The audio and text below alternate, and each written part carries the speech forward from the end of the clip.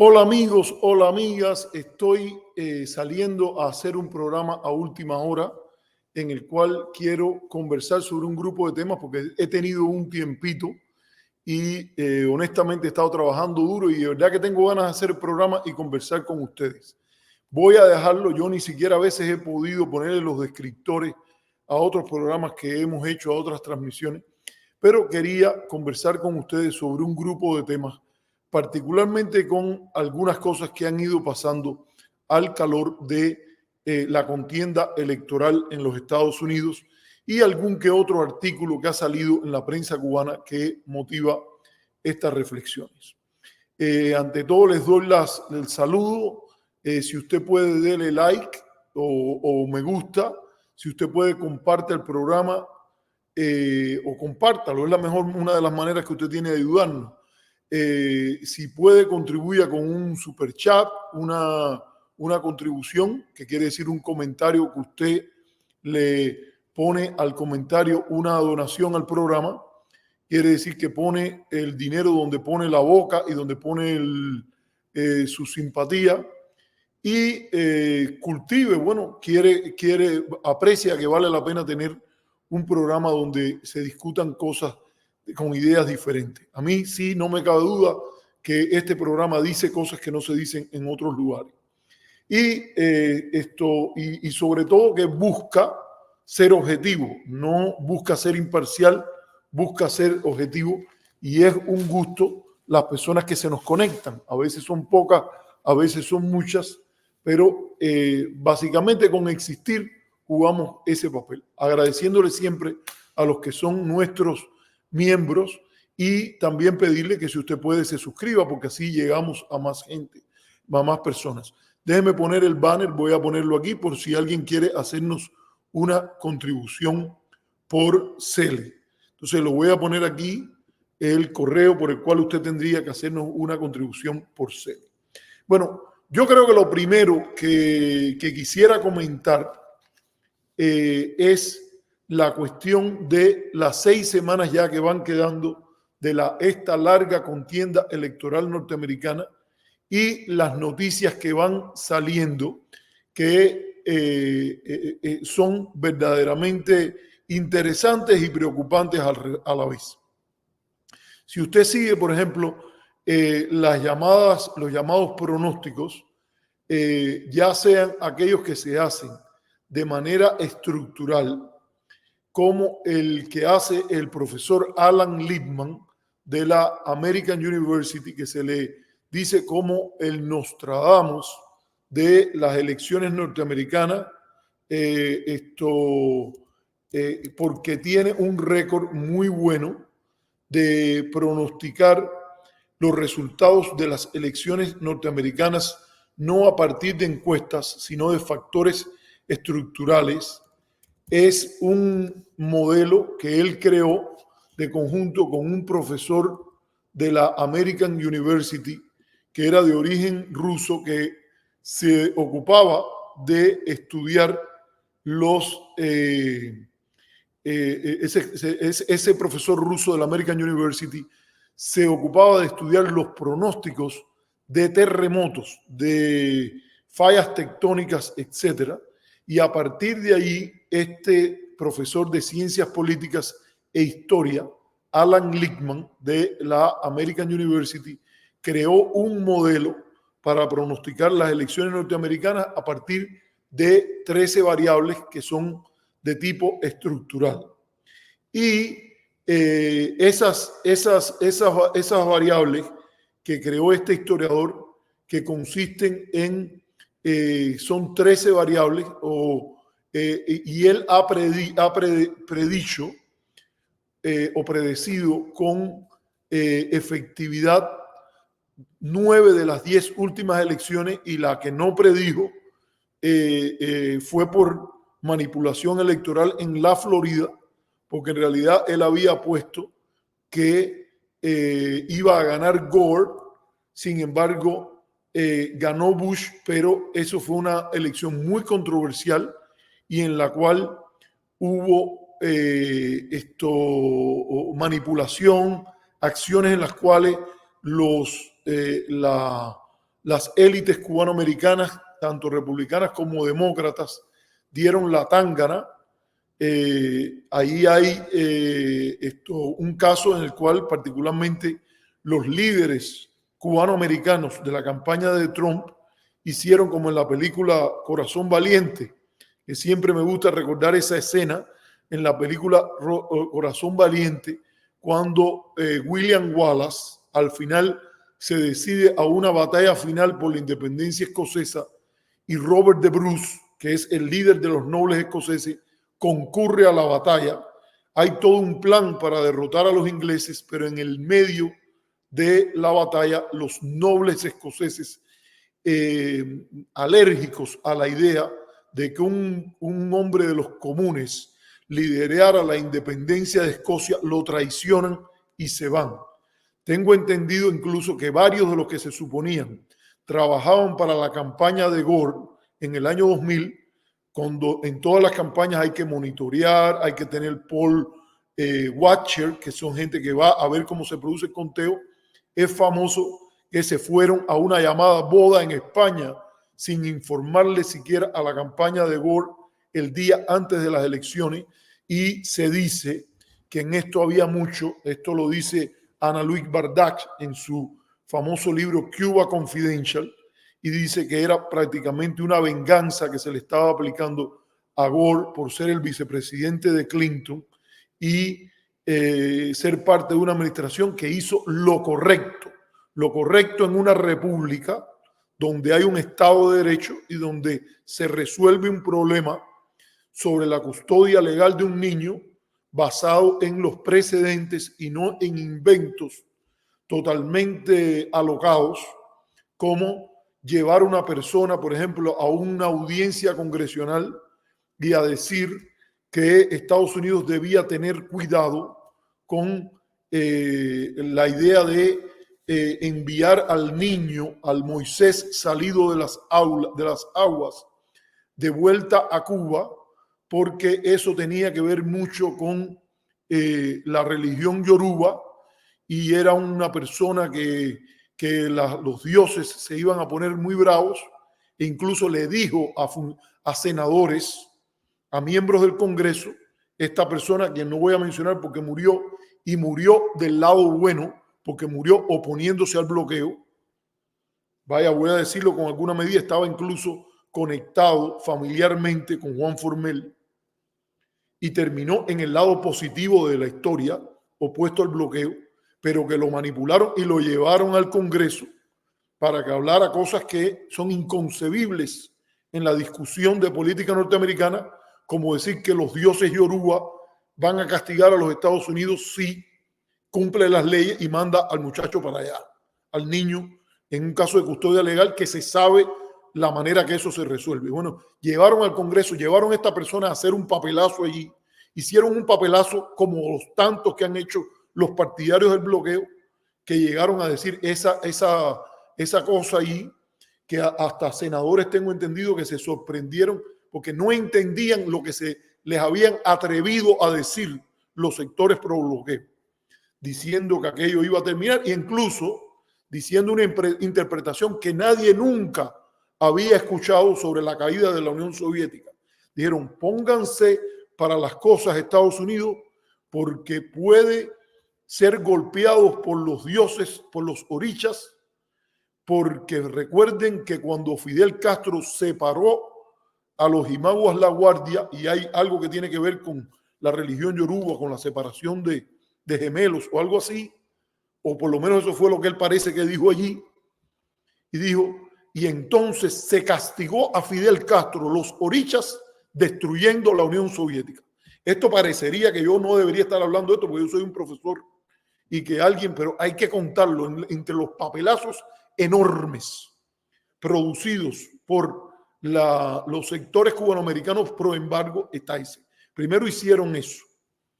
y segundo, actuaron al margen del Estado de Derecho porque le dieron una tángana, se opusieron a la acción del FBI de ir a buscar a un niño después que la Corte ya había resuelto eso por todos los canales legales. La Corte Suprema no tomó el caso, y simple y llanamente había que ir y enforzar las leyes, cumplir con las leyes. Una vez que el padre dijo, no, yo no quiero ir a vivir con la familia en Miami, no me ha gustado la manera que se han comportado tratando de quitarme a mi hijo, lo que hay que hacer es sacar al niño y dárselo al padre. Eso es lo que toca por la ley norteamericana. Y por último, el papelazo mayor, que fue tratar de concederle a Elian una ciudadanía norteamericana por decreto congresional, por acción congresional, por una resolución congresional, lo que no ha pasado en los Estados Unidos desde la época en que le dieron la ciudadanía a el Marqués de Lafayette honoríficamente, al polaco Tadeusz Kościuszko, ambos que lucharon como héroes en la guerra de independencia, y en el caso de Churchill tengo entendido que hubo algo así. No estoy claro el caso de Churchill, pero el caso de Kościuszko y el caso de... Entonces, de buenas a primeras ellos buscaron y se documentaron y vinieron con el cuento de pedir a ver si el Congreso hacía una barbaridad como esa. Pero, ¿por qué trato este tema? Porque yo creo que hay que tomar en cuenta el momento histórico que se está viviendo, y habría que decir que con la excepción de esa barbaridad, que yo creo que no es más que cría cuervos y te sacarán los ojos, en esa tradición de pasar lo que pasó con Elian, y después imagínense qué clase de traición, que los supuestos demócratas fueron más leales al exilio pro bloqueo que a su condición de ciudadanos norteamericanos, y luchar por garantizar una elección limpia, transparente, en defensa de su propio partido. Se dice mucho que no fueron leales al partido. Yo diría, no fueron leales al partido, no fueron leales ni al Partido Demócrata ni al país, porque su función allí era estar allí y garantizar una elección libre, justa, jugar el papel que les tocaba en un momento tan trascendental como una elección, y no irse a una boda en España tomándola como pretexto para hacer la venganza contra la administración, que lo único que hizo fue cumplir con las leyes en el mejor sentido de la palabra. Entonces, esa fue la única elección, la del 2000, de las últimas 10 elecciones que el profesor Alan Lichtman, basado en sus variantes estructurales, no logró pronosticar.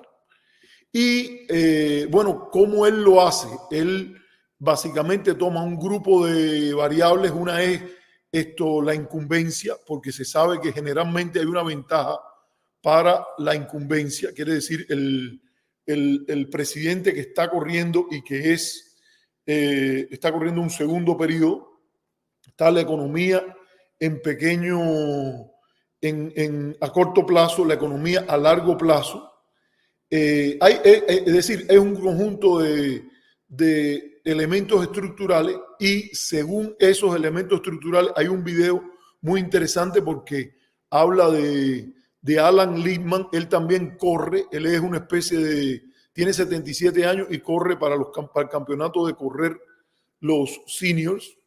y entonces él básicamente pronostica una victoria de Harris. Y eso yo creo que es interesante verlo, dado su prestigio como una especie de Nostradamus de las elecciones americanas. Él es básicamente, es algo que mucha gente, hay una fiebre por escuchar predicciones, y esta tiene un matiz estructural. Esto ha sido usado para decir que, bueno, él en esta predicción está diciendo que va a ganar Harris. Es una dinámica interesante. Déjenme ver, porque yo creo que lo tenía por aquí. Creo que lo voy a encontrar en un minutico. Esperen un minuto aquí. Yo creo que lo voy a encontrar ahora. No es esto. Bueno, no lo puedo ver. No se los puedo poner ahora, pero ustedes lo pueden buscar. ¿Dónde está esto? Hay varios comentarios aquí, señores. Vuelvo a repetir: si puede, darle like, si puede, o me gusta, si puede, done a nuestro programa, si puede, contribuya, suscríbase a nuestro programa. Entonces, yo creo que esa es una. La otra es que sí hay gente que sigue las encuestas. La visión de Lichtman es que él pronostica las elecciones, pero en razón de factores estructurales, no de encuestas. Pero los que siguen las encuestas también han hecho sus pronósticos. Y entre el conjunto de encuestas que hay, donde hay muchas que siguen dándole una ventaja limitada a Harris, porque se ha cerrado bastante la brecha que se abrió a partir de la convención demócrata, que no fue tan grande, pero también del reemplazo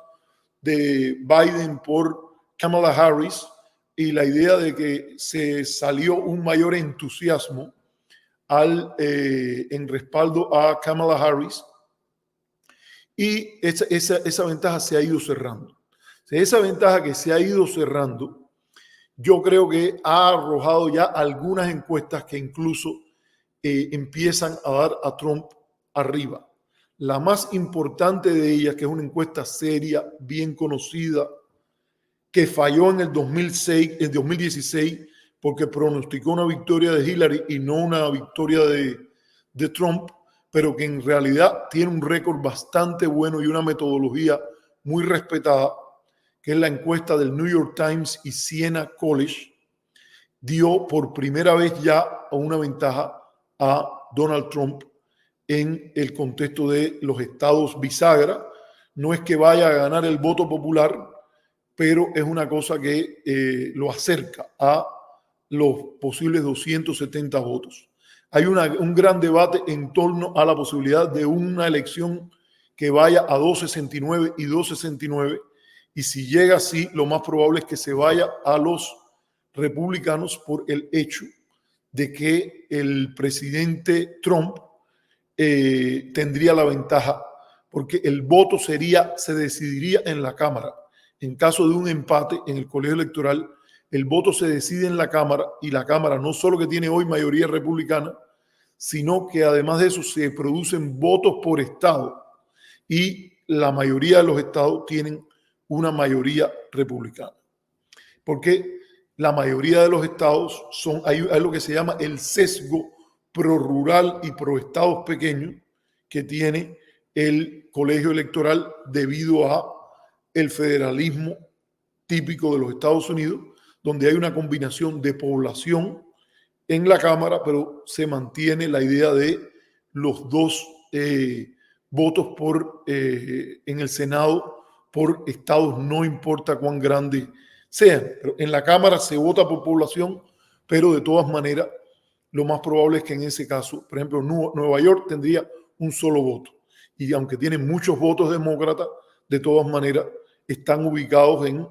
la ciudad de Nueva York, tendría un solo voto. Y Wyoming, que tiene 500,000 personas, tendría un voto también, porque tiene un solo voto en la Cámara, pero los dos contarían por un solo voto. Y eso obviamente es un problema, un sesgo. Hay que ver de qué manera eso, si pasara, motiva una reforma del colegio electoral. Bueno, y está también la predicción de la figura emblemática que se relaciona con la película Moneyball, que es Nat Silver, un famoso estadístico, y que tiene él es el fundador del grupo ese que hace 538, y él también anunció un pronóstico en el cual le daba creo que 65% de probabilidad a Trump y un 30 y tanto, creo que fue un 63 me parece, y un 37 a Harris, que yo creo que hay que mirarlo también con interés. Sigue habiendo una mayoría de encuestas que dan a Harris en una elección reñida. Yo creo que para esta hora, después de dos ciclos en que se ha subestimado el voto por Trump, yo creo que la mayoría de las encuestas han incorporado formas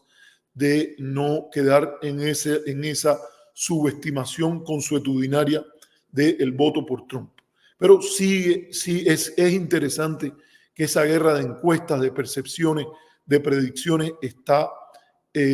tomando un papel más importante. Yo quería también, referirme un momento a esta cosa que hay de el peso que está teniendo ¿cómo podríamos decir? Las narrativas en torno al elemento migración. Y aquí se ha impuesto una narrativa que muchos estudiosos no la relacionan, que es el tema este de que los norteamericanos han perdido empleo por los migrantes que vienen desde otros países y están dispuestos a trabajar por menos salario, y toda una idea de que los inmigrantes se están comiendo al país, que el país tiene un declive en torno a los inmigrantes, cuando en realidad los estudios más serios siguen demostrando que Estados Unidos tiene una gran ventaja sobre otros países del mundo desarrollado precisamente por su apertura ante los inmigrantes. Y aunque sí es cierto que ha habido una situación que se va del control, que los demócratas pasaron 3 años y medio sin tratar de garantizar lo primero que deben garantizar los sistemas políticos, que es orden. Esto es válido para cualquier sistema político, el cubano, el mexicano, el norteamericano, el canadiense. Lo primero que se garantiza es orden, y en este sentido es cierto que ha habido mucho desorden en la frontera, pero se le ha dado a la matraca de una narrativa antimigrante. El epítome, o podríamos decirlo, la realización más nefasta, evidente de esta campaña antimigrante ha sido la conversación del presidente Trump en el medio del debate presidencial, cuando después de que su vicepresidente, el candidato a vicepresidencia, no su vicepresidente, el señor J.D. Vance, soltara de que en Springfield, en Ohio, un grupo de inmigrantes haitianos estaban barbecuing o haciendo un barbecue, comiéndose los gansos de los lagos, los perros y los gatos, las mascotas de la población. Y ya esto es viejo, yo no quiero insistir mucho en esto, pero yo creo que a esta hora ha quedado bien claro, incluso con la presencia de J.D. Vance en algunos programas de domingo, en el cual llegó a la barbaridad de decir que aunque fuese ellos que hubiesen creado la historia, porque el gobernador DeWine de Ohio dice que no hay ese problema de que se estén comiendo los gansos, los perros y los gatos. Muy interesante que han escogido un lugar donde hay un grupo de inmigrantes negros, afrodescendientes, allí para lanzar esta campaña, y que es una campaña de tipo nativista con una larga historia en los Estados Unidos, de la cual el tema haitiano también tiene una larga historia,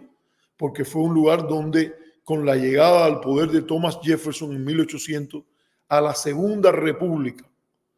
del hemisferio, a la Segunda República Independiente, Estados Unidos, debido a los sesgos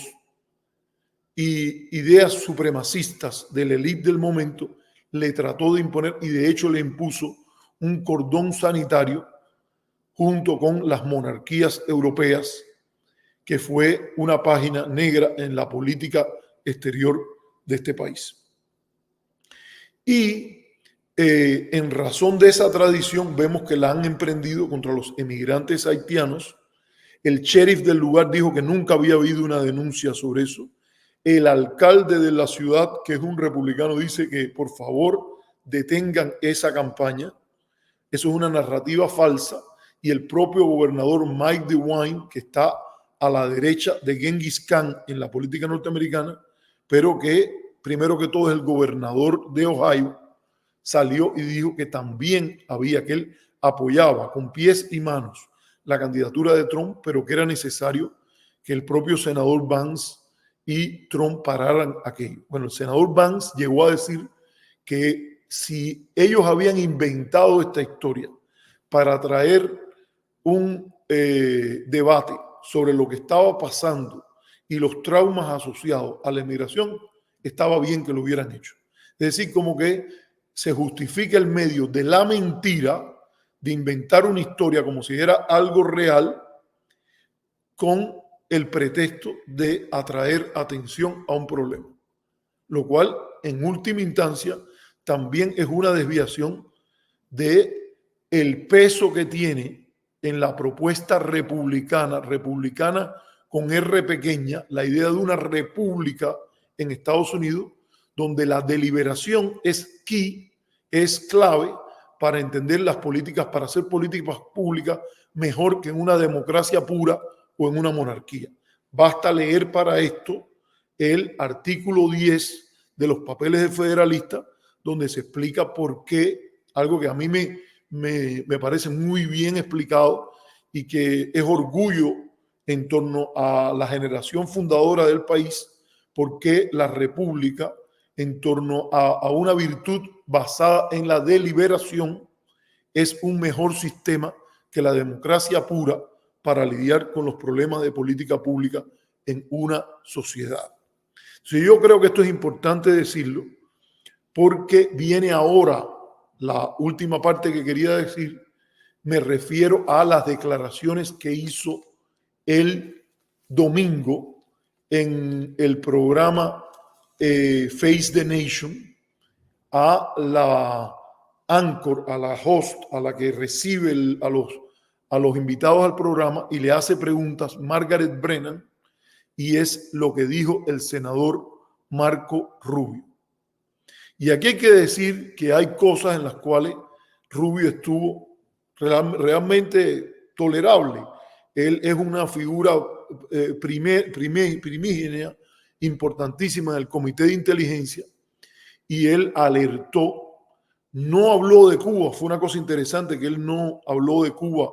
en este contexto, pero habló de que había interferencia extranjera. Hoy hubo una presentación muy interesante que le recomiendo a todo el que la pueda que la vea en el Miller Center, en el Centro Miller de la Universidad de Virginia, sobre interferencia extranjera en las elecciones norteamericanas. Y él habló de las interferencias, por ejemplo, iraníes. Obviamente se referían también a cosas que tenían que ver con Rusia. Y en este sentido yo creo que es importantísimo ver cómo Rubio presentó el tema. Yo creo que la primera parte, que fue esta sobre la interferencia extranjera, él la hizo con cierta responsabilidad, no politizando cosas que parece que son claras en varios informes de años de la comunidad de inteligencia en los Estados Unidos sobre interferencia en las elecciones norteamericanas. Acuérdate también que aquí es importante recordar aquello de haz lo que yo hago y no solo lo que yo digo. Y yo creo que también Estados Unidos debe aprender a leer que hay límites y restricciones que impone el derecho internacional a su propia interferencia en los asuntos internos de otros estados, empezando por la propia Ucrania, Cuba, etcétera.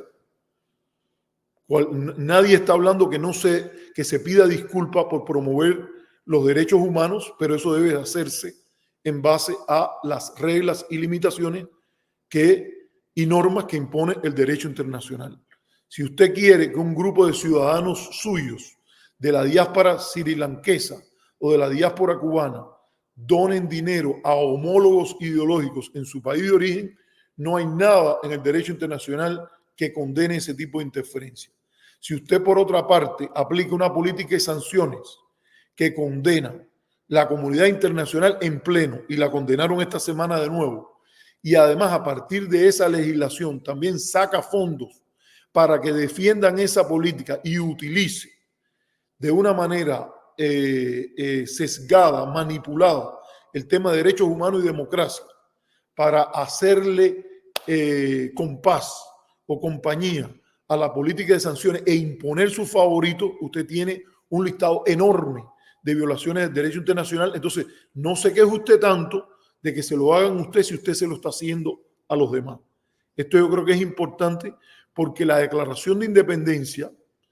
y cuando habla de derechos y de que todos los hombres son iguales y que tienen un grupo de derechos que hay que respetar y que el rey incumplió eso y que por eso ellos tienen derecho, los padres fundadores, a luchar por la independencia, no dice que eso es algo, la independencia y la soberanía serían cosas, privilegios solo para los nacidos en las 13 colonias y lo que vendría después.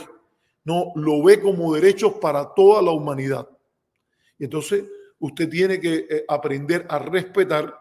que su promoción de la democracia y los derechos humanos no deben confundirse nunca y de ninguna manera con la promoción de una colonia o un protectorado. Enmienda Platt, Helms-Burton, a la basura, es como debe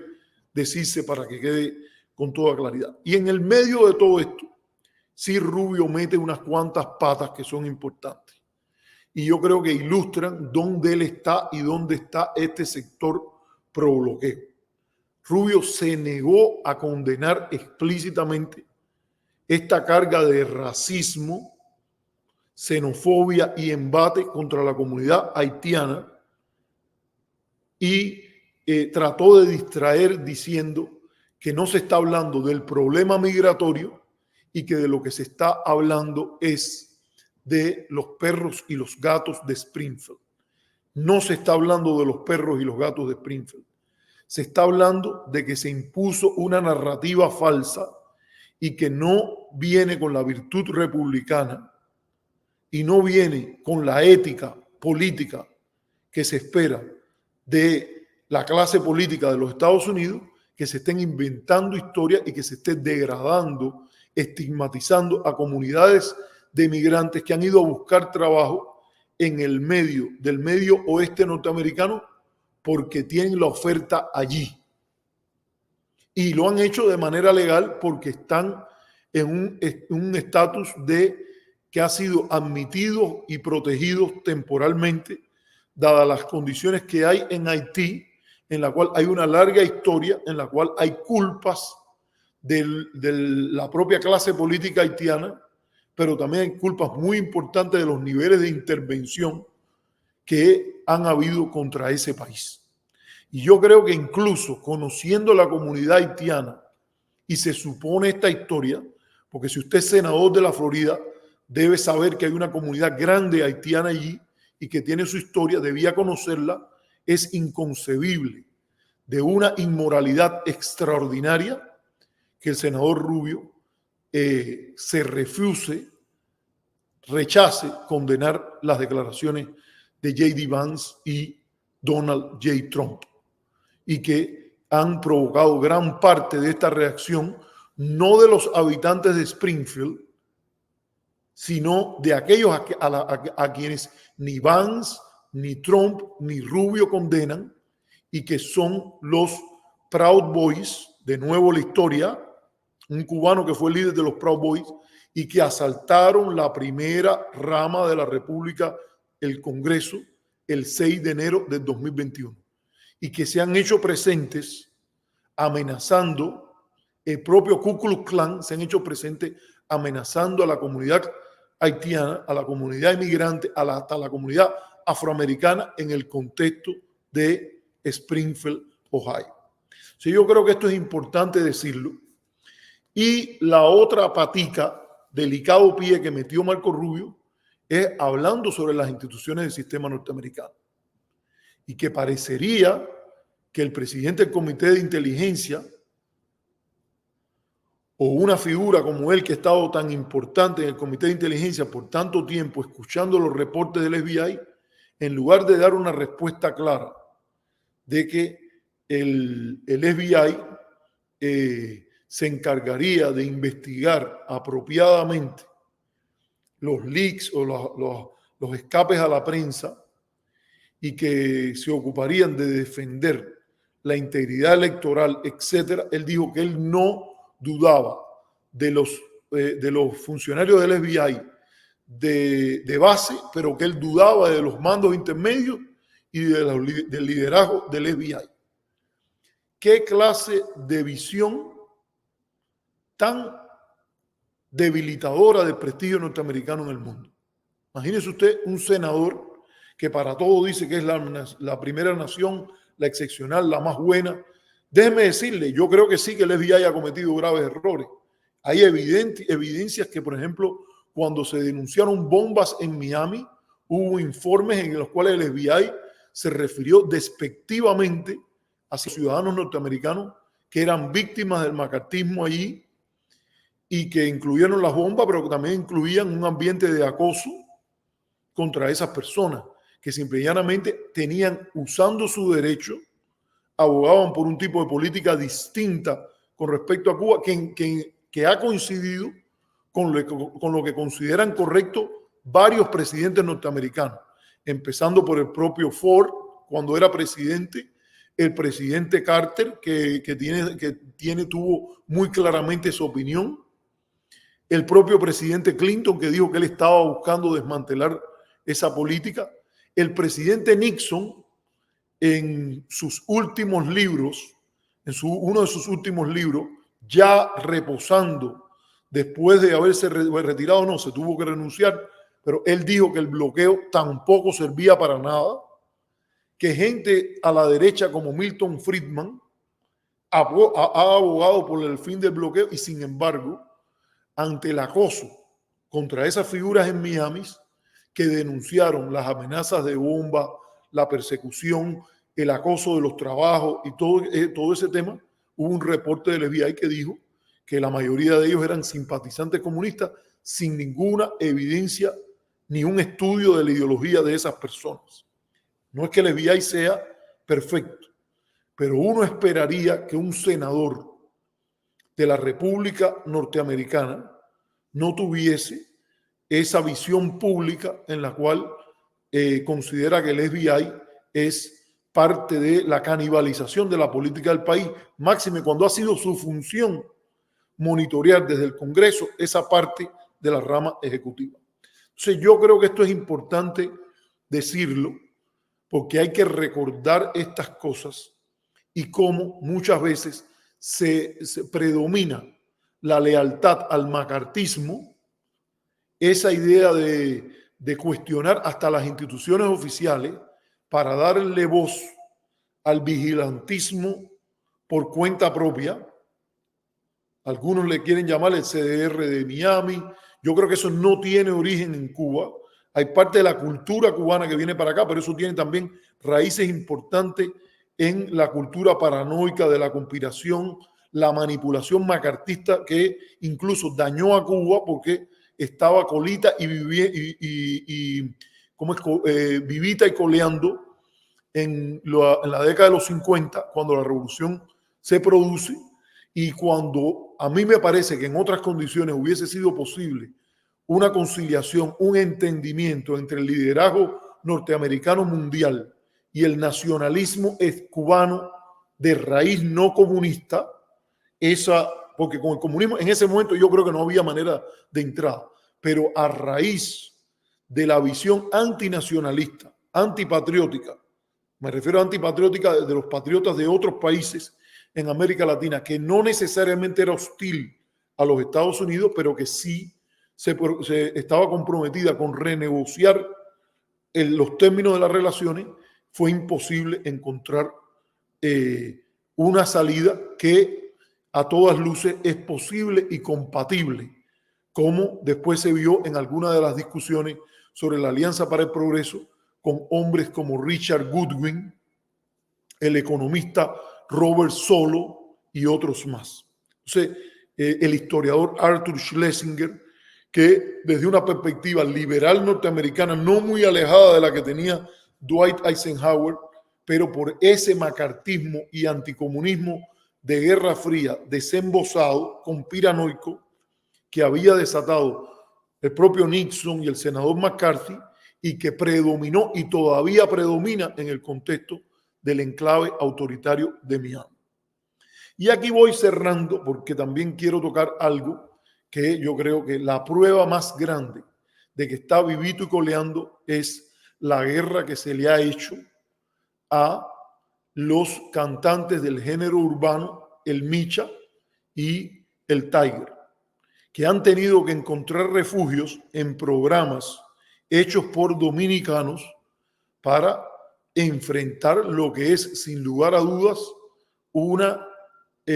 campaña macartista de la peor calaña,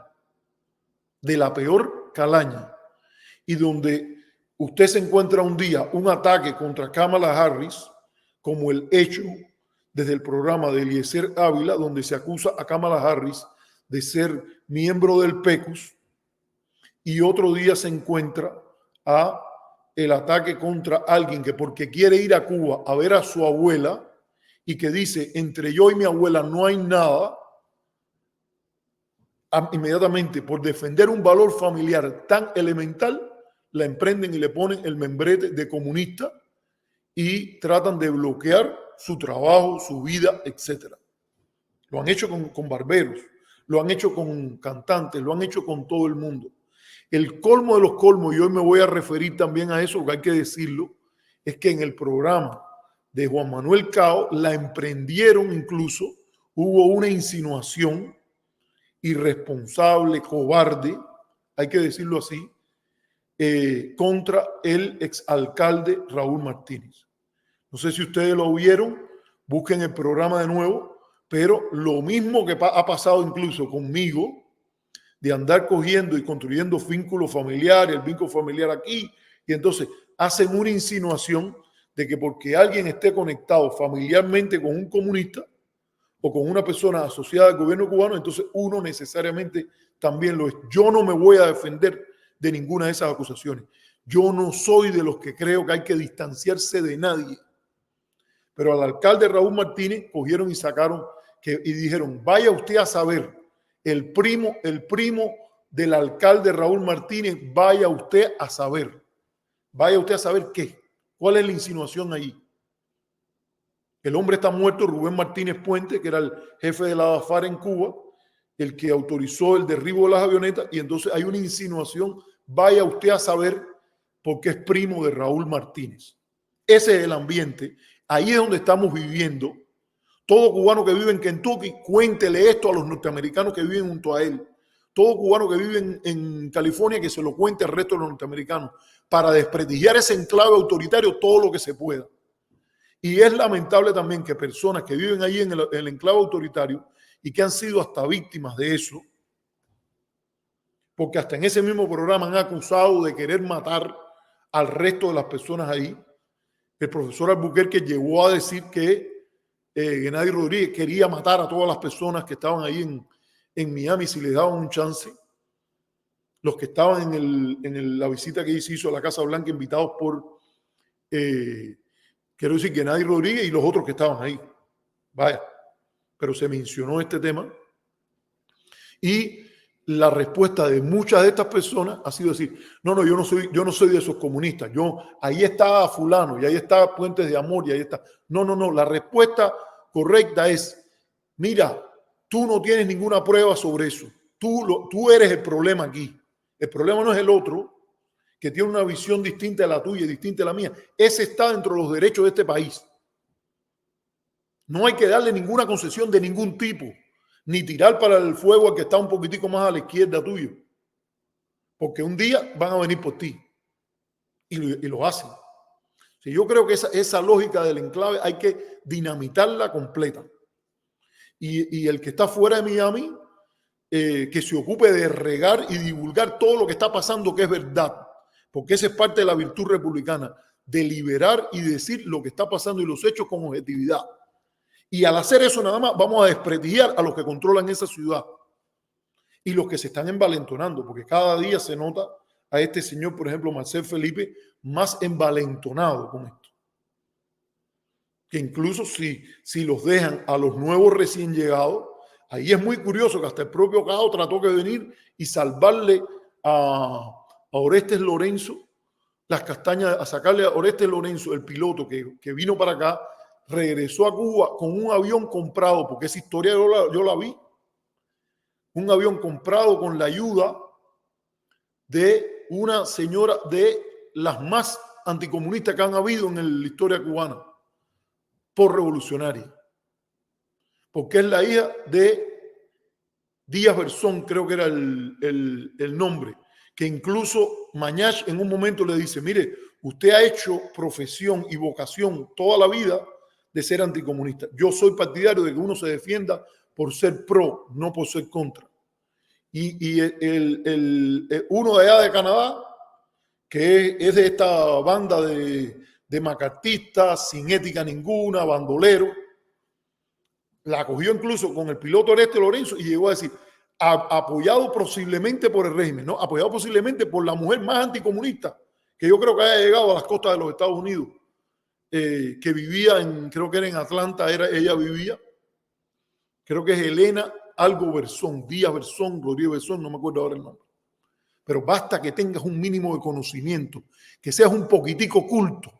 para que te veas el documental, te tomas un tiempo, ves el propio documental que ha salido de ese exilio, como para que vayas a decir que de dónde sacó el dinero para comprar el avión y para ir allá y que le abrieron las baterías antiaéreas para que él fuera y recogiera a su familia. Él salió y salió enseguida y dijo, no, yo no lo defiendo más. Yo no sé bien muy bien cómo fue lo que salió sobre el piloto que parece que estaba en el derribo de las avionetas, porque no me queda eso bien claro. Ahora, ni el alcalde tuvo nada que ver con eso, ni tiene autoridad alguna para ir de arriba, y todos esos que andan exprimiendo, intimidando, amenazando a los artistas, esos son las visiones más antinorteamericanas que se pueden imaginar. Yo creo que, por ejemplo, una educación para la paz, una educación para la reconciliación, debería alquilar un teatro ahí en Miami y crear la semana antimacartista y proyectar, por ejemplo, Good Night and Good Luck, Buenas noches, buena suerte, una película dirigida por George Clooney,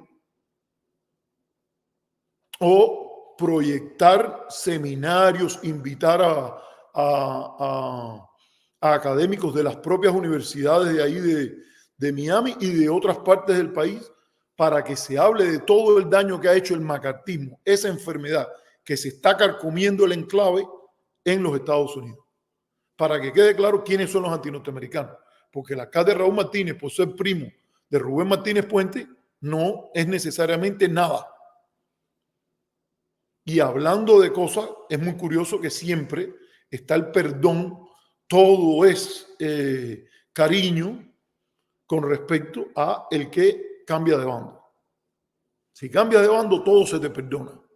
Pero lo que no se te puede perdonar es que tengas tu opinión diferente que los sectores extremistas y radicales de derecha. Y eso tiene como consecuencia un senador haciendo estas cosas que está haciendo, emprendiéndole incluso contra los mandos intermedios y superiores del FBI. Esto hay que decirlo así. Este vigilantismo no tiene piedad y no se detiene en el daño a las instituciones y al propio prestigio del país, los Estados Unidos. Entonces, esto yo creo que es importante ponerlo. Yo voy a coger el primer receso ahora y regreso un momentico con ustedes. Yo sé que es tarde y debíamos hacer un programa más rápido, pero yo creo que estos temas, si uno los ha ido pensando, y he estado haciendo otras cosas, pero pensando en lo que quiero conversar aquí, lo he tratado. Así que voy a coger un pequeño break y a tomar una agüita y regreso en un minutico para continuar, y vamos a ir ahora. El segundo tema que yo quiero tratar es un artículo que ha publicado el diario Granma sobre una convención sobre cooperativas que ocurrió en Cuba y que a mí me parece que es interesante la dinámica que hay ahí, y yo creo que hay que decir las cosas con el interés y la responsabilidad que llevan. Esperen un minutico, ya usted sabe, si usted puede darle like, si usted puede comparta, si usted puede suscribirse a nuestro canal, que no le cueste, y si se puede hacer miembro mejor, porque así hace más sostenible nuestro esfuerzo. Así que los veo en un minutico.